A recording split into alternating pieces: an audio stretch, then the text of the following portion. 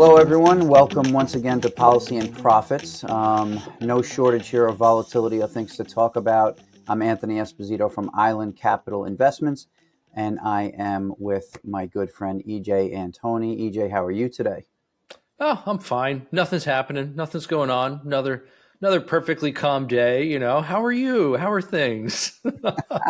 Things are good here. Things are good here. We've been ahead of this market and kind of watching the first real sign of capitulatory selling. I won't say we saw capitulation, but it's been a hectic, volatile couple of months.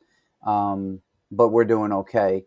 Definitely looking forward to the volatility settling down as we move through, as I know everyone is. The thing that I want to start with, and I really want to focus on, because there's so many, obviously, tariffs. There's so many different angles here and so many different conversation pieces. Are they good? Aren't they good? First, we've been doing that for months, and then we go to what the levels should be, and we argue about that. And now the levels come out, and we're like, oh my God, that's not good. And some people are like, that's a really good. And we're talking about a very complicated system and a system that's global. So we're talking about really restructuring global trade, because the biggest player in the conversation is the United States, which is the largest consumer in the world. And the second largest player is our adversary in many terms, which is the first to second largest trade partner in the world, which is China. And then you have everyone in between. Where are we? What really are the numbers? What do you think of the numbers that President Trump and the administration issued out? What do you think this process looks like? Not on a kind of talking head point, but from your view, because you are plugged in and you do get this. So educate me, educate all of us. What does this look like from an economic standpoint, and what does it look like moving forward? Oof, what does it look like? I mean, Anthony, in a word, it's a mess. Part of the problem here is just the moving of the goalposts. Look, I've been pretty vocal about the fact that I'm a free trade guy and I support us getting to more of a free trade position. That's just from the policy standpoint, right? And the fact is, the U.S. has a pretty open consumer market. We don't put up that many barriers to trade, whether we're talking tariffs or non-tariff barriers. And that could be anything from quotas to currency manipulation to, some countries use things like slave labor or heavy subsidization of industry. And then they facilitate through central planning, they facilitate dumping of products into other markets in order to artificially drive down prices and then force out domestic industries. I've just forced them out of the marketplace, close them down. So there's all kinds of non-tariff barriers in there as well. The U.S. is pretty light on both of those. It's not that we don't have any, but we're pretty light. So for the most part, our consumer markets have been open to the rest of the world. That hasn't been the case for other countries, though. In other words, a lot of other countries have been putting up these various trade barriers to our producers and therefore to our workers. So, and look, some of that was put in place for a very good reason. After World War II, for example, we needed to rebuild the economies of Germany, of Britain, of Italy, of Japan. These were nations that had basically just been bombed into submission. Friends and enemies alike, enemies and allies. So we put up all kinds, or I should say we allowed them to put up all kinds of trade barriers so that we couldn't sell a lot of products into those markets. It was just prohibitively expensive. And that allowed those industries in those various countries to basically get back on their feet and not have to face the incredible competition from the U.S. industrial base, which had remained basically untouched throughout the entirety of World War II. I mean, for all intents and purposes, we never had any attacks on our soil, again, when it comes to our industrial base. Believe it or not, a lot of those trade barriers are still in place. And so that's where somebody like Trump is right to ask the question, why is that? Why is it we still have these different barriers in place? Why is it we're still protecting the automotive industry in Germany, for example?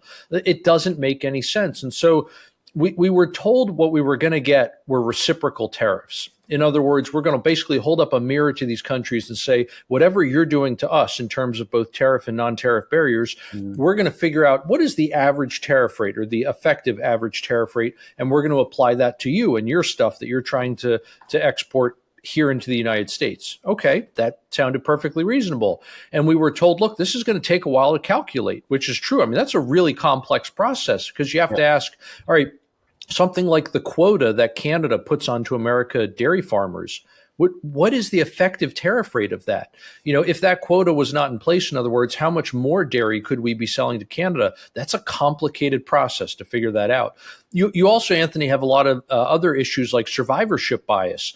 When a country slaps something like a 1,000% tariff on your products, and therefore you can't sell anything there, the tariff, in other words, how much you're actually paying, goes to zero because you stop selling. And so you have to ask the question, well, how should we average that out?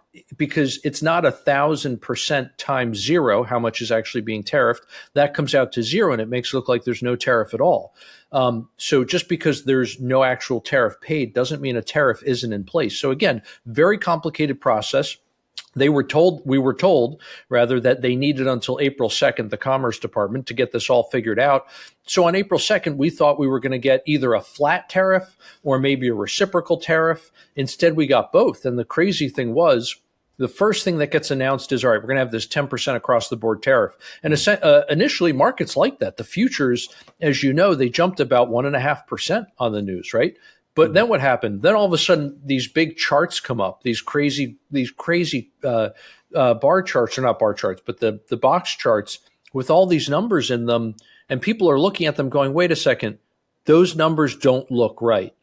It's not true that these different nations have the supposed tariffs that the White House is talking about. And all of a sudden, the markets start to nosedive. And then people start realizing, oh, they didn't actually base the numbers off tariff and non-tariff barriers like they said they would. In fact, what they did is they just assumed that if we have a trade deficit with anybody, and not just an overall trade deficit, but a trade deficit of products or goods, if we have a goods trade deficit, it must be because of tariffs. There couldn't be any other reason.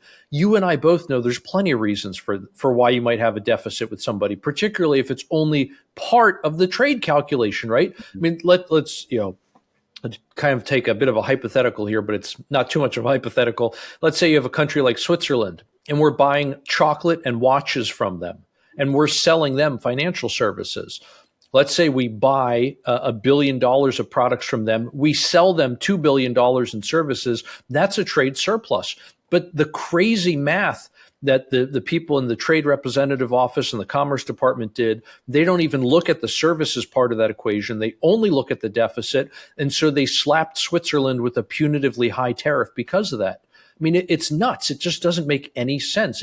The really scary thing is, this doesn't do a lot, Anthony, to accomplish the goal of reciprocal trade, where we want to force everyone to lower their trade barriers so that we can have more free trade, not less. And as markets figure this out, they just nosedive further and further because they're realizing this is just moving the goalposts, and we don't know how to get this resolved, right? It's not just the fact that there are tariffs and tariffs are taxes, and I get all that. The real issue here is uncertainty. And you've said how many times markets hate uncertainty. We would rather get bad news, but it be definitive and we know exactly what's going on so that then we can plan for the future, right? We can make decisions. You can't do that right now. And it's amazing how many folks we talk to where we're talking CEOs of Fortune 500 companies who are kind of sitting paralyzed right now. They're halting capital investment. They're halting plans to hire. They're halting new orders for their business. Everything is just kind of getting put on hold until this can get resolved. Now, hopefully it does get resolved, right? Because we already are seeing some really positive developments in terms of a lot of countries coming to the table and going, all right, Mr. Trump, Mr. President, we'll do anything. We just want to get rid of these tariffs, right? We don't want them to go into place. That's great news. The problem is some countries are coming to the table and saying, Mr. President, we don't know what we're supposed to do because we don't have barriers to trade in place. And you're putting these crazy tariffs on us just simply because there's a deficit of goods trades. So again, it's really unclear how a lot of this is ultimately going to get resolved. And that's unfortunate because I think it's creating uncertainty that didn't need to happen. Obviously, there's going to be some uncertainty whenever you have something like this that's basically a reordering of global trade. Totally understand that. But again, I think a lot of this uncertainty did not need to happen. And it's exacerbated by the fact that we did all this before getting cuts to taxes, cuts to regulation, and cuts to government spending, probably most importantly, across the finish line. So all those things are still up in the air. And the only thing that we definitively have right now are tariffs. So, we've talked before about how the middle class in this country was basically drowning under Joe Biden. With tariffs, we kind of threw them an anchor before building them a boat, right? Because we've gotten our order of operations, way off here. I'm worried that we did harm in ways that we didn't necessarily need to, right? Again, there was going to be choppiness because of the tariffs. We all knew that ahead of time, right? And there were going to be additional costs because of the tariffs. We knew that ahead of time. Mm-hmm. But I think a lot of the things that could have mitigated those negative side effects are not in place right now. And so, again, that's troubling, and it speaks to uncertainty that we didn't necessarily need to have. So now let me take the other side of the argument, or at least ask a question. Mm-hmm. And I talked last week. I was on a show last week, and I kind of described President Trump's approach of trying to fix everything, because that's essentially what he's trying to do, is coming into a room and being given a puzzle where every single piece of the puzzle is out of place. Like, remember those little kid puzzles where maybe a couple were out of place, but 80% of it was in place, and you can kind of figure out which one was a corner and which one was Spider-Man's hand, or whatever the puzzle was. Yeah, I still struggle with those. I'm dying. I have one on the floor now. I'm like, I can't get it done. But here's the thing. I said it's almost like you come into that room and it's so broken, you need to smash it, throw all the pieces on the floor, and then one at a time put it back together. I find it so hard to believe the kind of the headline. And look, the left, the Dems, some Republicans, a lot of adversaries, they really root for President Trump to fail, even though a lot of them are, the Dems and the left are within our country. Personally, as a side note, I rooted for Biden to do the right thing and succeed, because I'm an American, and that's what I want for the country. Right. Now, right. That said, is it possible that this is by design? Is it possible that this chaos was put in place by the smashing of the puzzle? Don't know what to do. President Trump, tell us what you want. Isn't that potentially where he wants everything? And he's willing to, and we said this 2 weeks ago on the show, which I think is important to highlight. And I think I'm almost quoting myself and saying, President Trump and Secretary Bessent are not forcing the market down, but they're not afraid of the market going down. And there were reasons for that. And part of the reason was to pull yields down on the 10-year. Part of the reason was to kind of level set and kind of pull the air out of the bubble, pull down the inflationary pressures, kind of reset. And that reset is painful. But the question is, I don't want to go too far off, is it possible that this chaos and these numbers of, we're focusing more on trade imbalances than tariffs here, but we've been talking about tariffs the whole time, but we're actually going to look at trade imbalances. Is it possible that that was by design? And is it possible that that's actually going to work out better in the intermediate to long term? Look, it's certainly possible, but I mean, if we look at yields, the 10-year's back up to right where it was on Liberation Day. Right. I mean, yes, except the market's down like 11%. So, I mean, unfortunately, and look, maybe this just goes back to the volatility, right? And maybe yields are going to come back down. You can probably speak to that better than I can. I see a lot of upward pressure on yields still, unfortunately, because again, until we get the cuts to government spending, which are going to reduce borrowing, and until we get the supply side moves like cutting regulation and cutting taxes, which are going to boost growth and therefore boost tax receipts, which also reduces borrowing, right? Those are the things ultimately that I think are going to put downward pressure on yields. Obviously, the pro-growth stuff, the supply side stuff is also going to increase the supply of loanable funds, and that also is going to put downward pressure on price, which again, in this case is yields. Yeah. So, look, I think ultimately, it's a very mixed bag in terms of the chaos that we're seeing right now. Are there some people who are rushing to the table because they want to be first amidst this chaos, thinking they're going to get the best deal? Yeah, absolutely. And I think we're seeing that play out, especially with Japan, Yeah. right? China, as you mentioned, they're obviously going exactly the opposite direction. They're just doubling down. They think they can go toe to toe. Yeah. And the fear there is, are they going to be able to cut deals with nations faster than we will? In other words, are nations going to move out of our orbit and move into China's orbit? So I think it's a very high stakes game that the president is playing right now. And again, in terms of negotiations, I think the volatility, I think the moving of the goalposts, all those things are making some nations so afraid that they're willing to negotiate on any terms and do just about anything.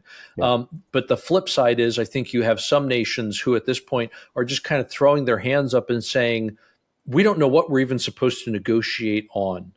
Because again, we don't know if it's tariffs. We don't know if it's the trade deficit. We don't know if tomorrow it's going to be something else.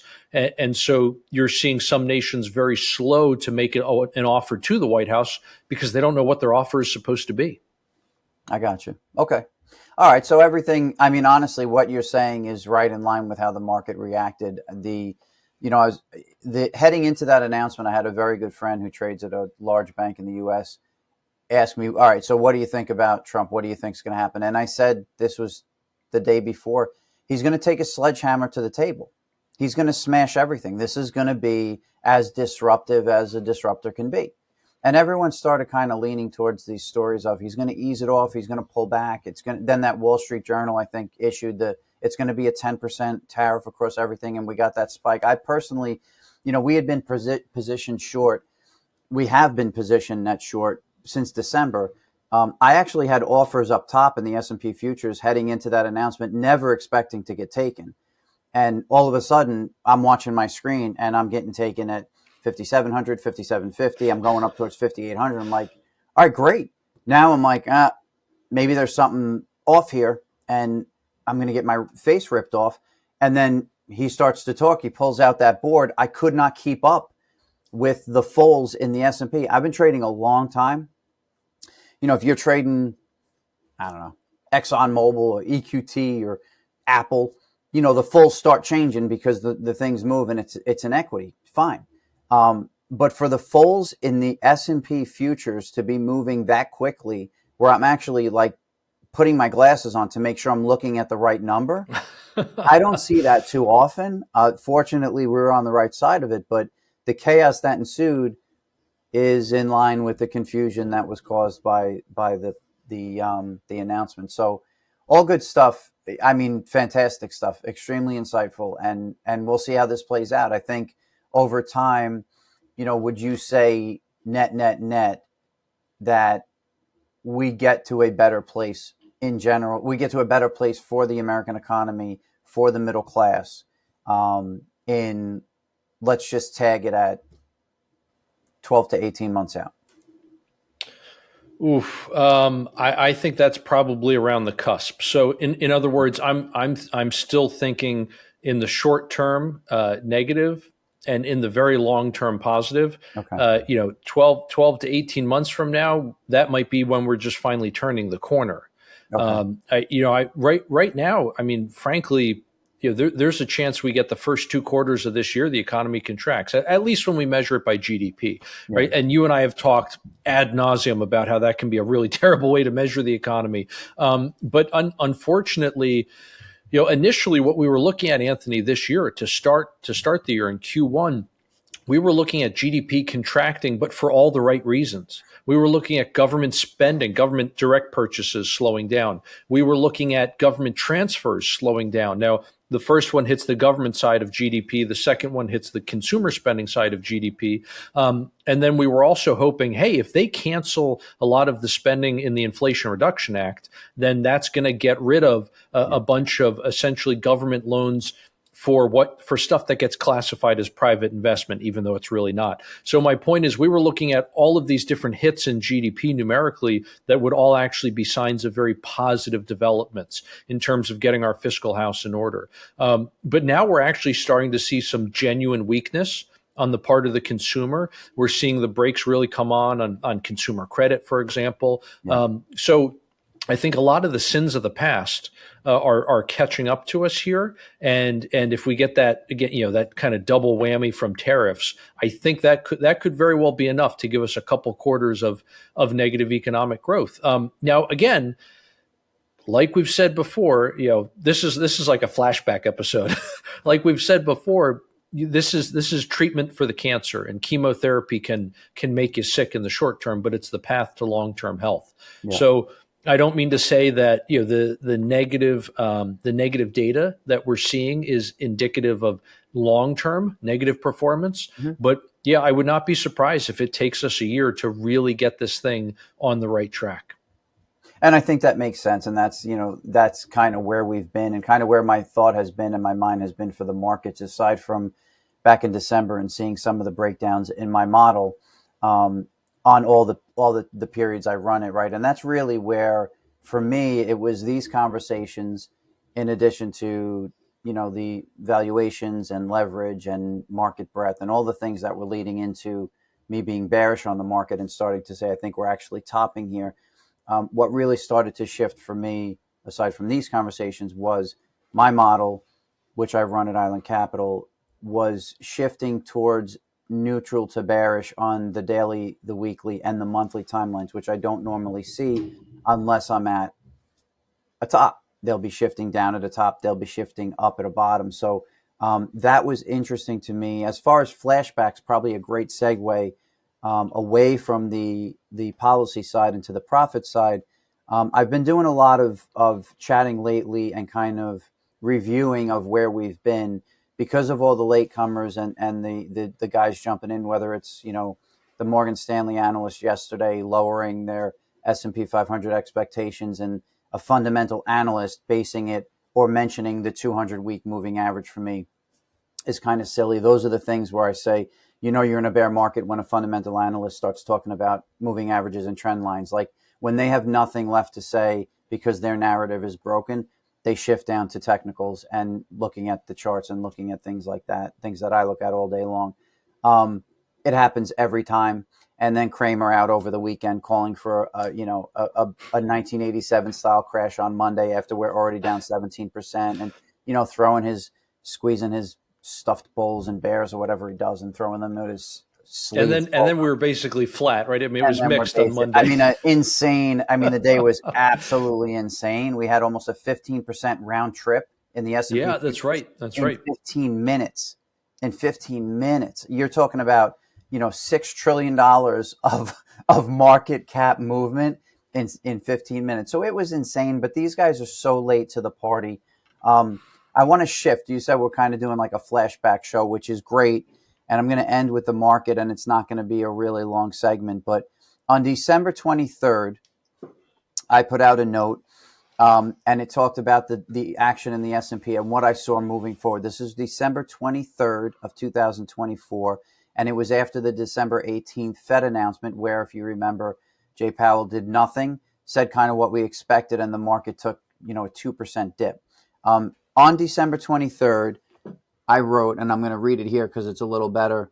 I also noted in the December 19th note, referencing the December 18th price action in the S&P 500, that although risk remains skewed to the downside, there could be a year-end rally as high as 6,000. At this point, we were at about 5,900. The December 18th sell-off was the beginning of a larger move to the downside, which I believe will accelerate in Q1. Not bad. Any rally higher from current levels should be strategically sold, not chased. The ICAP momentum trend motor model signal remains negative. The recent peak to trough to move of the S&P of about negative 4.39%, so that was our top to bottom move off of that Fed announcement, was not a blip. I believe the index is set up to test 5,100 and potentially 4,800 over the coming months. So this was December 23rd. I'm talking about 5,100 and 4,800 as the targets. Mm-hmm. Yesterday's low was 58.35 on the S&P cash. 48.35. So from 5,900 to 6,000, topping pattern called back in December, called 5,100, 4,800 as the low or as the targets in the intermediate term. and that selling would accelerate in Q1. Selling, in fact, did accelerate in Q1. We did hit 5,100, and we came within 35 handles of 4,800 yesterday. This is the value add. This is the value add to what I'm doing here versus watching, people throwing stuffed animals at the TV screen and yelling at the top of their lungs, or people chasing the herd, whether they be retail, whether they be wealth management, financial advisors, whether they be institutional, hedge funds, long onlys, large investment banks. I don't really care. I've been around for 30 years. I've seen it over and over again, whether it was the tech bubble, whether it was the housing crisis, whatever. It's always the same. It's that herd mentality. It's extremely frustrating. And I'm just pointing out here as a flashback how far ahead of this we were. So let's assume that we'll continue to be on the right track. Not perfect, but on the right track. What do we look like now? Well, this is the monthly chart of the S&P 500. I actually put up, just as a pause for two things, I put up a video last night, EJ, that you and I talked about. It's called "A Market is the Beast. You Need to Respect It," or you got to respect it. That's something I think that's very valuable to look at. If anyone wants to take 20 minutes and watch it, it definitely runs through where I've been, where the street has been, and kind of why I was so far ahead of this and what expectations as investors should be. We shouldn't be okay with becoming roadkill every so often, every 3 years, every 10 years, whatever the case may be. We don't need to be roadkill. There's a way to manage money better and to be more on top of and read the markets. I'm not saying everyone's going to do it my way. They're not, or else I wouldn't be able to do what I do here because it would all neutralize itself. But just what we're seeing and the panic and the loss of capital and people paying good money, good management fees, good performance fees to get kind of slaughtered. And when we see moves like this is just not necessary. The monthly chart of the S&P 500 kind of shows exactly where we are as of yesterday. You can see 5,000 getting broken, which we just talked about. You can see 4,800 being tested within a few handles. Let's just call it good enough for government work. We were at 4,835, down 21% or so from the peak. We'll call it a test of 4,800. We'll be back. In my opinion, we'll hit 4,800 and break it. But for now, let's call it a test. And then what do we have left? So the next two big price targets that I have left are 4,200 and 3,700. 4,200 for me is important because it's the 50% retracement of the entire move from the COVID low to the 2025 high. This is significant. This is a spot that I think it's a pretty fat spot. It's a fat target. It's a 50% retracement. It also marks the October 23 lows. Okay, so that was important because we had a nice drawback in October of 23, pull back. And that marks the hold that we held 4,200 and then kind of accelerated out to 6,147 to the all-time high. So I would really keep an eye on 4,200 and I would watch 3,700 very carefully. 3,700 is a 61.8% retracement, easy for me to say, of the entire move, the COVID move from the March 20 lows to the recent highs. So that 61.8% retracement, I believe, will come into play. It's also very important, very close to the 2022 low. Now, remember, 2022, we had a 27% drawdown in the market.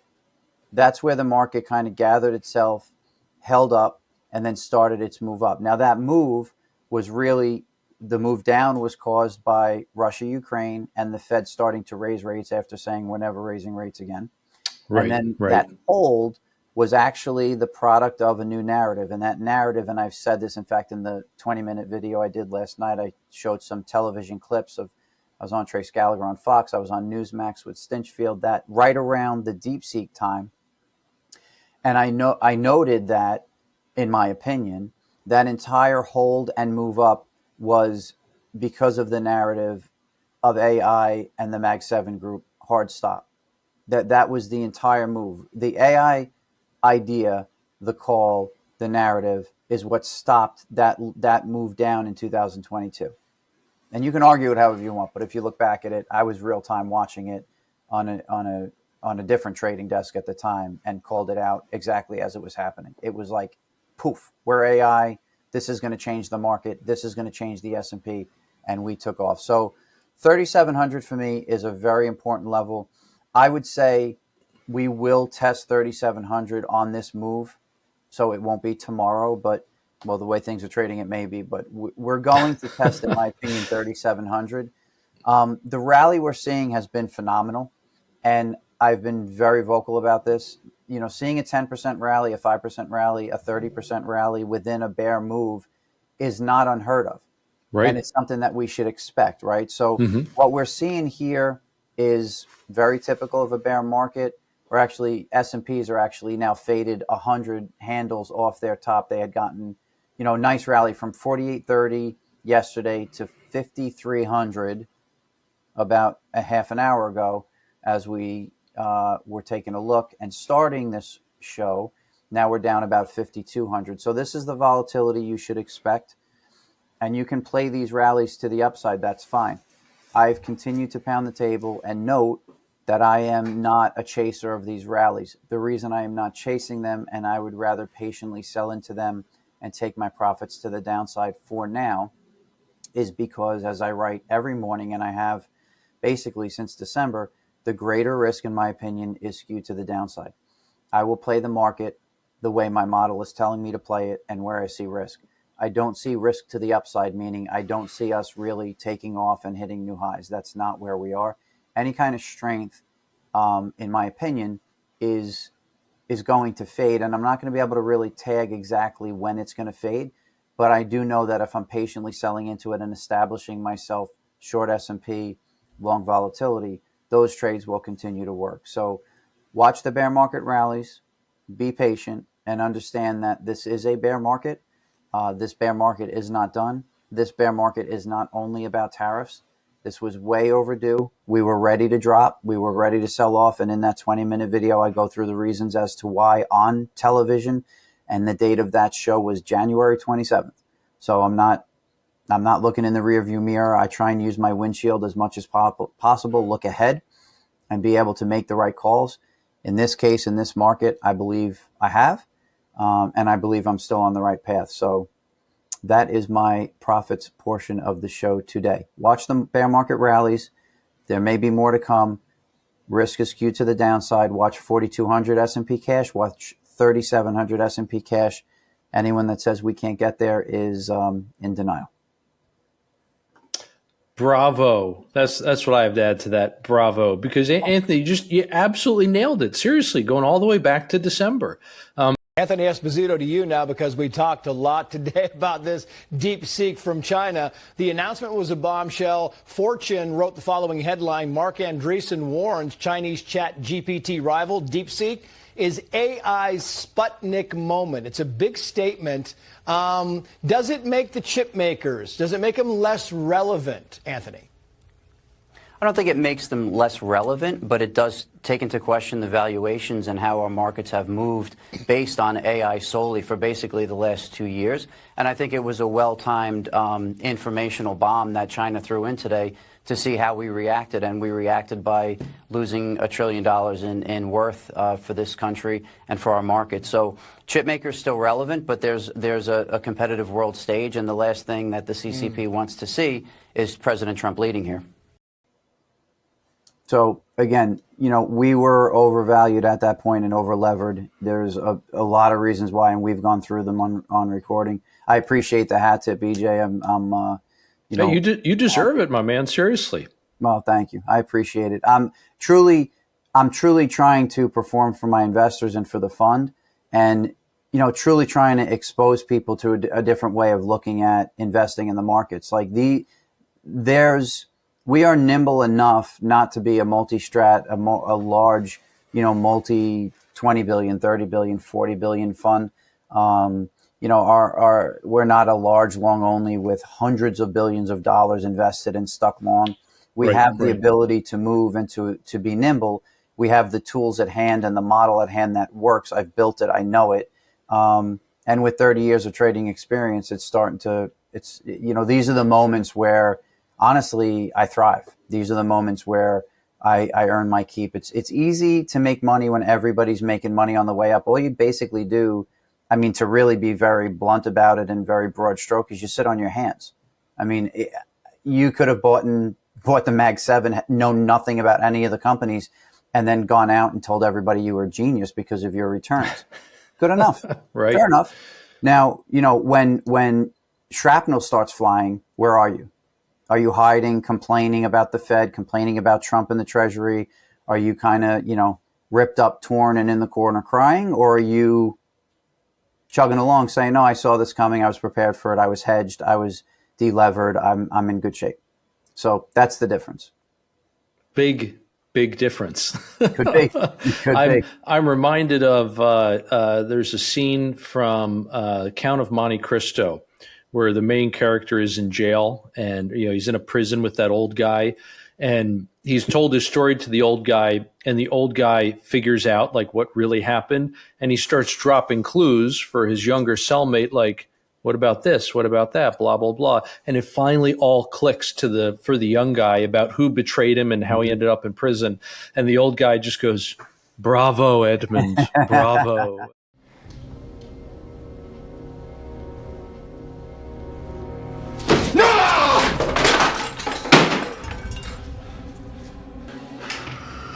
Bravo, Edmund. Bravo. I feel like doing that to you today. So bravo. You have absolutely nailed this call, Anthony. So congratulations. Thanks, man. Thank you. And I appreciate the help in the conversation. It's been great the whole way through. I'm really happy to be here with you, and we'll keep it going. So until next week, we will have, I'm sure, plenty to talk about next week. Enjoy the week. Thank you, EJ. You are the best, and the insight is... No, you're good, you.